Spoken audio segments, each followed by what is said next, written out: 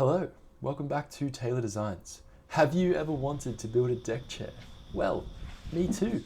And in this video, you'll learn how not to do it and what I have learned in the process of one of my least favorite projects. So this video started out with the idea of trying to sell a few things on Marketplace, and I started this with my picnic table and I'm continuing it now with these deck chairs. I figured since it's summer, people might be in the market for some deck chairs. And aside from the fact that no one really wants to buy random pine furniture from some guy on Marketplace, this project had many other issues.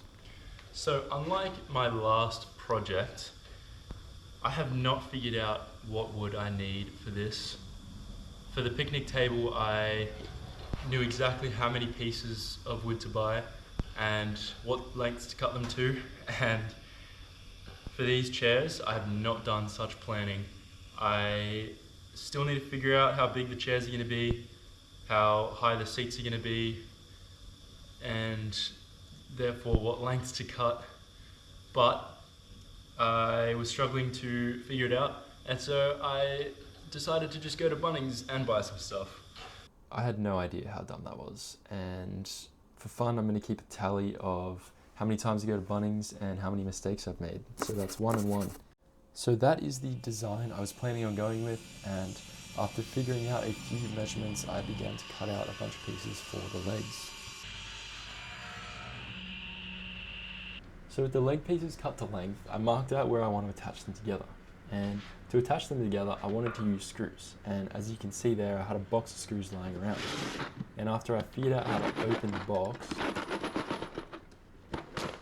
I realized the screws I have are too long. And thanks to my past self for just running to Bunnings without thinking, I had to make another trip.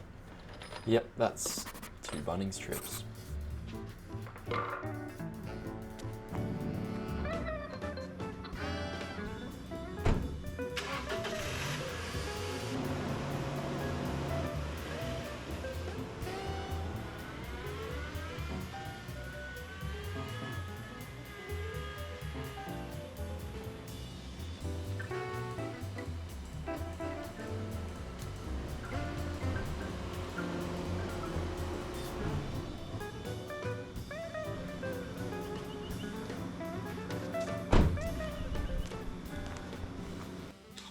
After going to Bunnings, I got back to screwing the leg pieces together, and I realized the screws I bought weren't even the right screws. They were just not grabbing and they were spinning, as you can see there. And yeah, that's another mistake to the tally.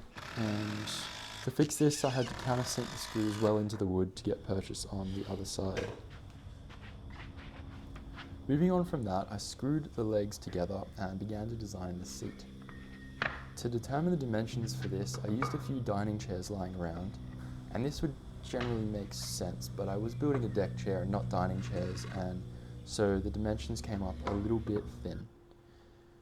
So after I cut a few pieces to 40 centimeters and I balanced it together and sat on it, I felt that 40 centimeters was too small, and so I upped it to 50 centimeters. But unfortunately, I'd only bought enough wood to make chairs about 40 centimeters wide.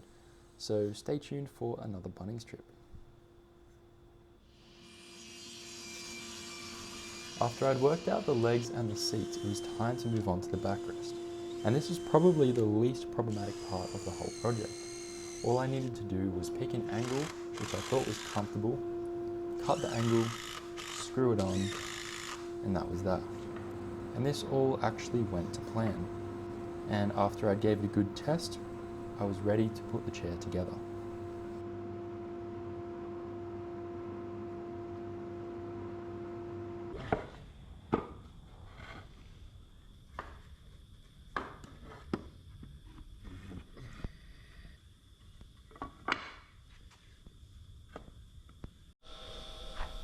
And there you have it.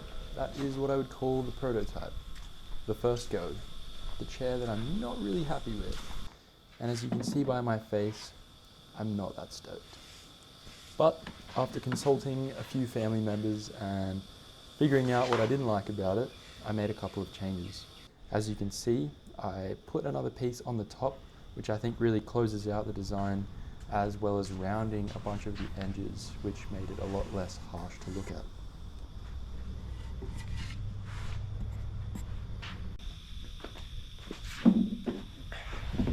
Alright, now that I've got the rough design figured out for these chairs, let me run you through what you need and how you can build one of these for yourself.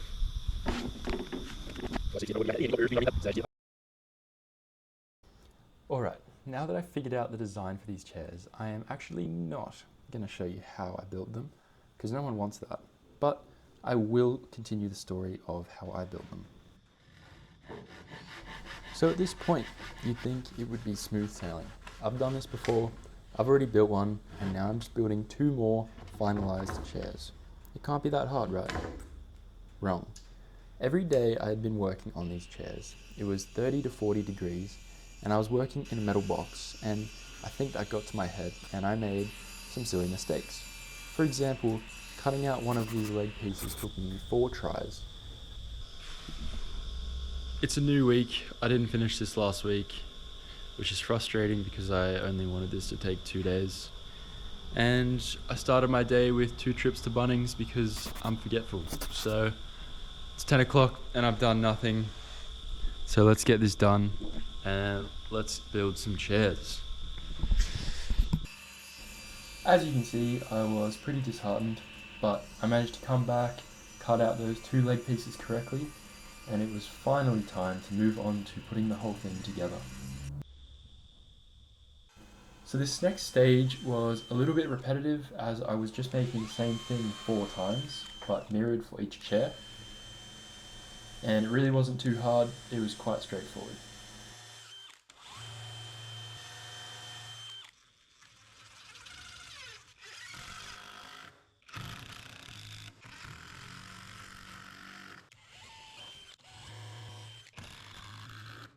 And that's the 4 leg pieces done.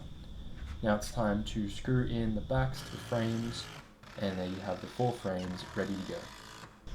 And it really was straightforward until I realized that I forgot to leave a gap in the front for the first seat rung to fit in flush. So I had to fix that by moving the front legs slightly forward.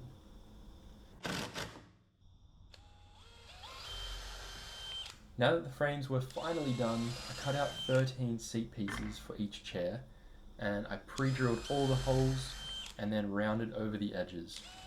And just another fun thing that happened during this project, my roundover bit broke while I was using it, the bearing gave way, and so I had to buy another one.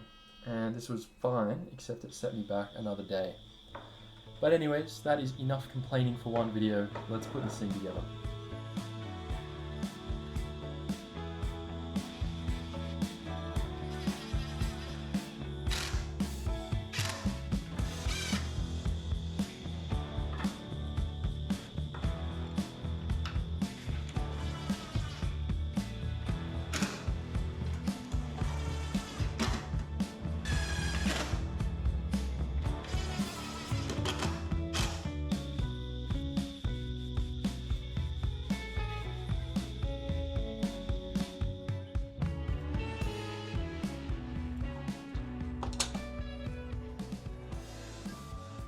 And there you have it. That is how my least favorite project went. I didn't like these deck chairs when I finished them, but now that the initial frustration's gone, I kind of like them. There's a couple things I would change. Not a massive fan of the armrests, but maybe I'll revisit that in the future and make a deck chair 2.0 and finalize the design even further. That would be cool. But for now, thank you for watching this video. I had a lot of fun making it. I hope you've enjoyed watching it, and I'll see you in the next one.